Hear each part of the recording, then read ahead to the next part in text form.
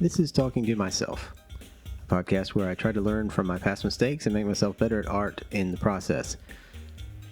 Most of these will just be stories about my past. Sometimes they'll be things I just thought about. Mostly it's a way to not have to pay for therapy, and to hopefully get better at art, or at least more mindful of it. Today I'd like to talk about inspiration. Now, I know a lot of artists have problems with inspiration. They don't know what to make. They get stuck in a rut making the same stuff over and over again. What am I going to do? I need something new and different. I need something interesting, appealing. What can I do?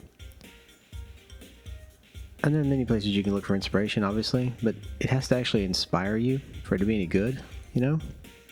So here's a little story about me, and something I've learned recently about inspiration as far as it goes for me.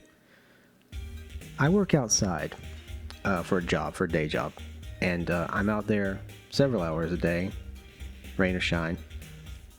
And being out there in the world, even in a suburb like I work in, you encounter a lot of nature, a lot of, living things, plants, and a whole lot of animals. And that's cool. I think it's really cool to be able to see those things, interact with those things. I know that a lot of times people avoid that at all costs. That's kind of one of the basis of our civilization, is to, at least Western civilization, is to sort of block yourself off. The world's outside, and your house is your house. And I do agree with that philosophy to a great extent. I don't kill insects if I can help it, unless they're in my house, in which case all bets are off. But one day I was out doing my my run, and I deliver items on a bicycle for a job. And I was riding along, and a lot of times on the bicycle, I have to go under low-hanging branches or brush up against bushes and all kinds of crazy crap. So I get a lot of bugs, on me. This one was particularly odd. Riding along, hit a low tree branch, wasn't paying too much attention to it, didn't hurt me or anything, so I just kept going. And then I noticed it was something sort of in the edge of my field of view, just at the top of the brim of the helmet I'm wearing. So I look up at the top of the brim, and there's a praying mantis upside down looking at me. It was sitting on the brim of my helmet, just looking at my face. It was the funniest thing I think I'd seen in a very long time, and I still think of that to this day. This was years ago. Yeah, just a little praying mantis hanging upside down, just checking me out. It's kind of funny. I stopped to try to displace the praying mantis to a bush or a tree or something, but as soon as I stopped, they flew away. They were probably just waiting for me to stop moving so they could safely fly away, because I was going quite a clip. For an insect, it's pretty fast. But I think that's kind of funny.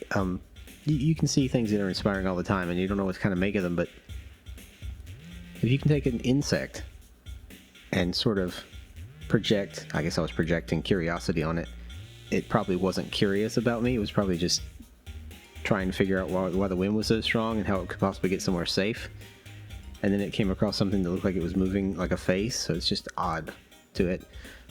But you can imprint your, you can anthropomorphize, I can never think of that word, anthropomorphize anything to sort of make it feel like it has human emotions. In my case, this insect was curious.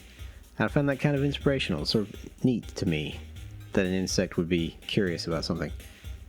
So I think about that sometimes when I'm trying to think of what to draw. It doesn't mean that I draw a lot of mantises or that I draw a lot of curious creatures. Mostly what it means is I come up with an idea to draw a creature, and I base it on some kind of animal or combination of animals because that's easier to do. And then I think to myself, well, what's the personality that I want it to show? And if you can get a clear view of that, that helps a lot, because it helps with posing, it helps with facial expression if they have faces, kind of connection that looks like a face.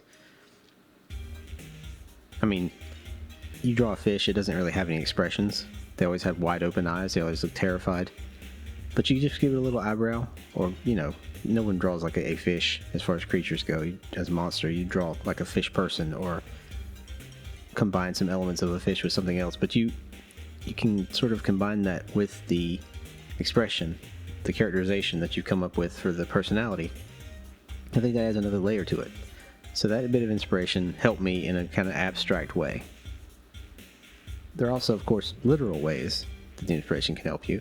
I mean, when I come across a cool lizard, I try to take photographs of it because I think lizard skin is really neat looking. it's hard to duplicate from your imagination. No matter how good you are at xanograms or xantograms or whatever those weird geometric puzzles people draw are. I'm ignorant of those, of course. No matter how good you are at drawing repetitive patterns that form to a surface, it's never going to look quite as good as if you had a reference of scales.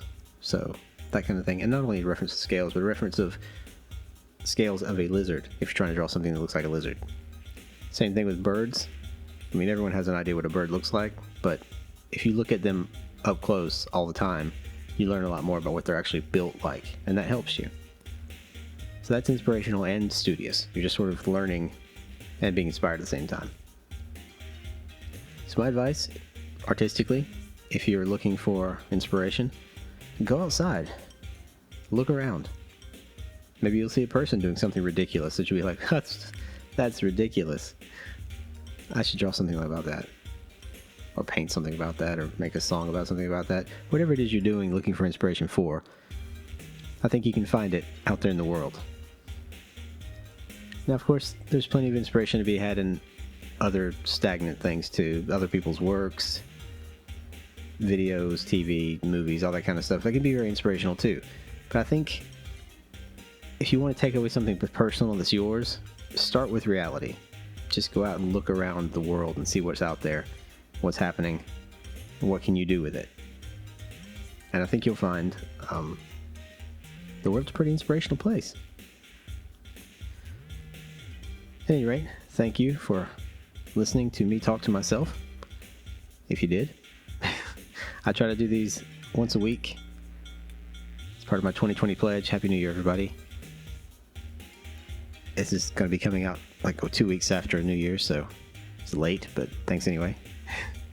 Hope everyone's having a great time. Learn something today if you can. And if you see a mantis on your helmet, don't swat at it. Just let it go.